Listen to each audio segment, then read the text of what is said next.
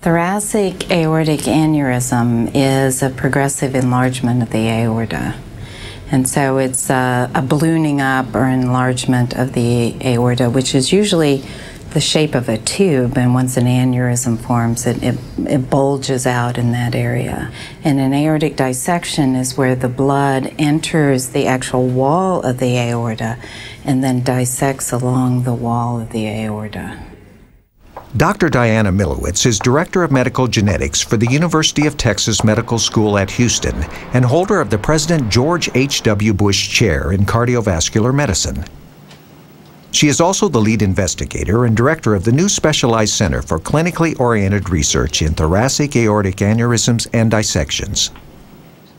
It strikes suddenly, and unfortunately, when it strikes, it's often deadly. We know that acute aortic dissections are the 13th leading cause of death in individuals, I think 50 to 65 years of age, and the 15th leading cause of death in the U.S. I wonder how many people have had this, that it gets marked down or goes down as a heart attack. And then we find the case of John Ritter. In 2003, the death of actor John Ritter brought national attention to aortic aneurysm and dissection. Ritter, the Emmy Award-winning star of the 1970s and 80s sitcom Three's Company, collapsed on the set of his latest show. He was rushed to the hospital where he died of an aortic dissection at the age of 54. Don't miss the diagnosis, because it is deadly if you miss the diagnosis. Jessica, my daughter, called and said Tyler was going to the hospital and that he's having chest pains.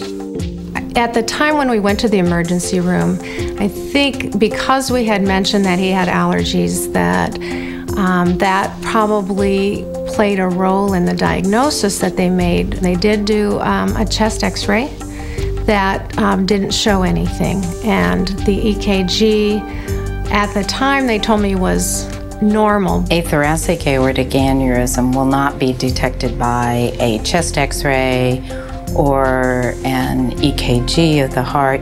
You have to go in and image the aorta. They told him to go home and rest and see his family doctor the following week. From my research, I know that physicians do not understand that there is a genetic basis to this disease. Tyler was not the first member of the Kahle family to seek medical attention for unexplained chest pain. Tyler's father, Terry, had an aortic dissection and successful surgical repair in 1998 at age 42. Tom Kahle, Terry's brother, was just 38 when he died of an aortic dissection in 2001. The doctor was informed again about the family history we'd had of aortic aneurysms.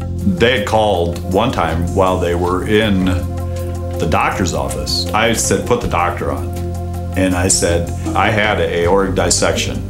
Is it possible that that's what Tyler's having? And the doctor said, this is respiratory. And our physician thought that he was too young for this to be even considered. Physicians need to be aware that aortic dissections can occur in teenagers and even in young children. And he made the same diagnosis that the emergency room made, that he thought it was allergy related, it was pleurisy. We know from the families we follow with a genetic predisposition that it's not uncommon that they are misdiagnosed and mismanaged with this disease.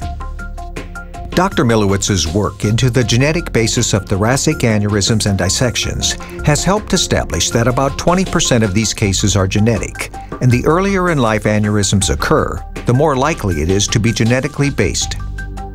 Dr. Milowitz's team has performed DNA studies of more than 3,500 individuals from over 400 extended families affected by this condition, including the Kahle family. On Thursday of that same week, his chest pain had come back and was pretty intense. So I drove to the emergency room, and again I told the staff that we're wondering, maybe we should be thinking about his aorta. So I asked, can we have a CT scan? And she said this is not his heart. I know this is pleurisy. I mean, it's a 15-minute test. It's non-invasive. If they had done that, they go, hey, here's the problem. Dad says you need to have these tests done, and Tyler said to me, he said, Jessica, they're doctors. They know what they're doing. Now I'd had 3 medical experts tell me that this was respiratory, not cardiac. If you misdiagnose it and send somebody home, they're virtually guaranteed to die. The phone rang, and it was Tyler's roommate, and he told me that Tyler was having chest pains again, and he was going to the hospital. And walked back out to the desk, and I said, where is my brother? The physician said there wasn't anything we could do.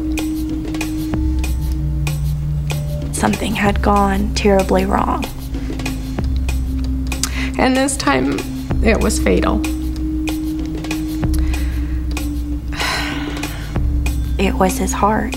And I knew right then that he'd had an aortic dissection. I just knew that's what it was.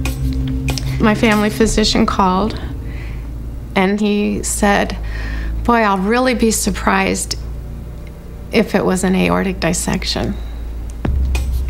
I lost my son, and I told you what it was. I told you what to look for. It was an aortic dissection.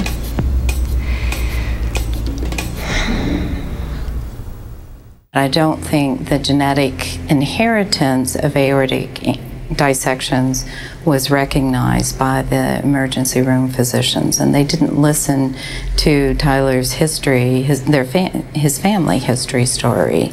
The issues are all around recognition of the... Dr. William Schiffermiller is Methodist Hospital's Vice President of Medical Affairs.